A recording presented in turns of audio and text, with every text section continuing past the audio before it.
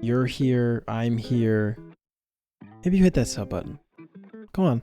So I've been making commentary videos for YouTube for quite a while now, and one thing I've learned is sometimes you need to let topics marinate. For example, I made videos ages ago about Skull Merchant's PTB and how she was going to be brutally bad for the game, and I got insane backlash of people telling me I was wrong. That opinion has marinated for a while, and now I was right. There's another opinion I've had marinating for quite a bit that I want to talk about. All I ask is that you keep your minds open. Some people out there just love to disagree, and that's fine. Honestly, disagreeing makes for a great debate, but some people don't want to debate, you know? Today's topic is about one thing and one thing only: objectives.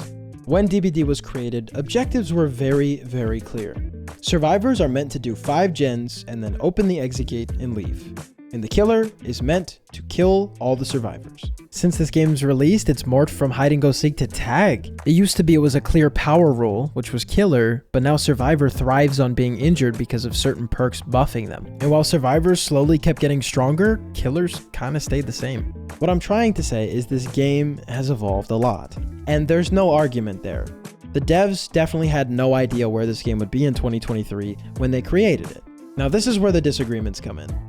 Survivor's main objective is still to do gens. There was a moment where they had a secondary objective, which was Circle of Healing being the most meta thing in the entire world. I have a whole video about that, by the way. The video is kind of about how secondary objectives were really healthy for the game, but that one perk wasn't. Anyways, go watch it. So Survivor's objective is still gens, but Killer's objective has changed. The killer's objective is now generators as well. I know we're out of a gen kick meta, but we're going into another one. We just left the Overbrine Eruption Nowhere to Hide meta, and we're going into the Shotgun Speaker Overcharge Oppression meta. Now, hey, if you're not running into Skull Merchants running that, that's great. But I'm running into them so much. This last week, I've run into 7, and I've only booted the game twice this week. And here's the thing, though. When I hop on killer, gens go faster than they've ever gone. And listen, you can say skill issue. Oh, well, you're just not applying the right pressure. No. Anybody that's been playing this game for any amount of time knows that gens are going faster than they've ever gone. Even on the other side, I'll be on Survivor and I'll run a chase and the chase is done and 3 gens have popped. Not because I juiced the killer, but because everyone was splitting pressure. And there's nothing inherently wrong with that, right? Survivor's rushing gens is them simply forcing their objective. But what's killer's objective? Survivors? Okay, so then the killer tunnels?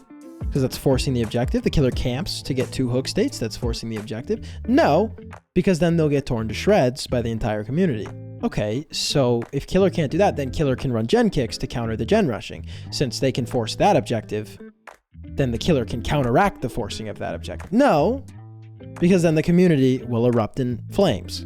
So if killers can't counter the survivor's objective, and killers can't force their own objective, we've run into the issue.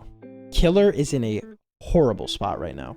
Anybody that's ever touched killer knows that killer's in a horrible spot right now. When the Survivor UI released and offered all that intel, killer was never buffed to compensate. That your 4 non-power roles now have full intel on what everyone is doing. Now given, if you're solo queuing, all the UI does is show how stupid your teammates are, and we all know that. However, overall, it does offer an absurd amount of intel for no extra cost and no perk slots.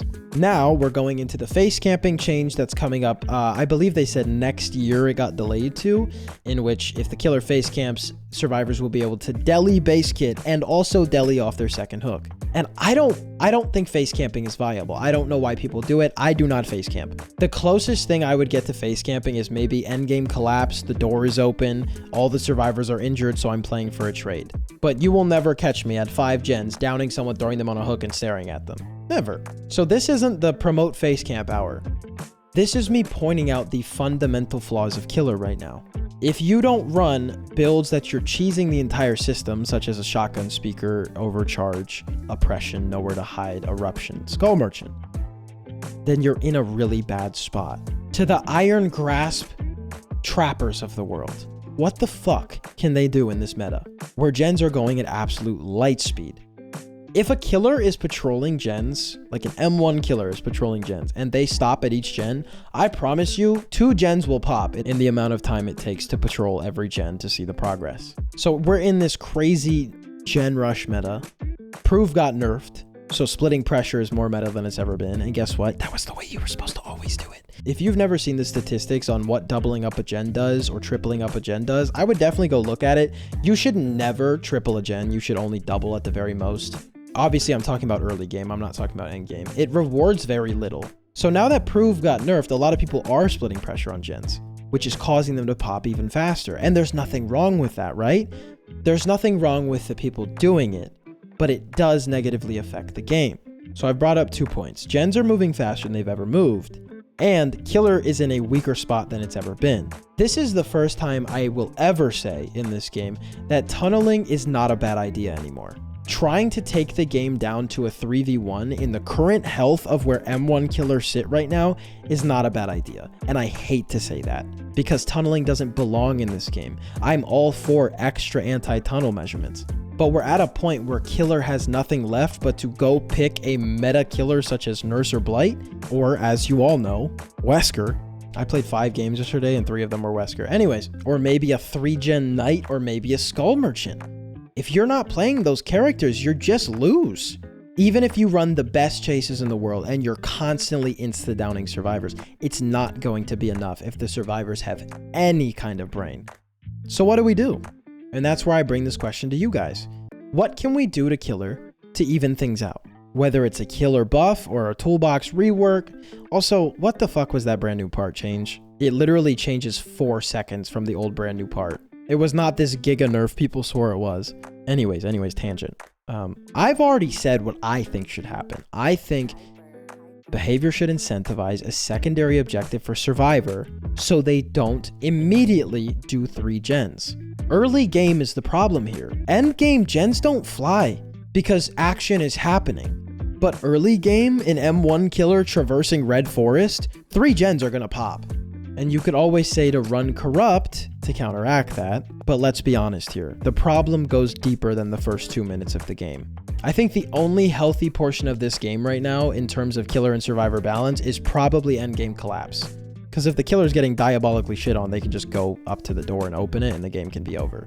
I did a little experiment on stream where I got on my sweatiest killer and I told people to time how long it took for 3 gens to pop. So I hopped on Blight, I ran into a toolbox 4-stack, and 3 gens were done in 2 minutes.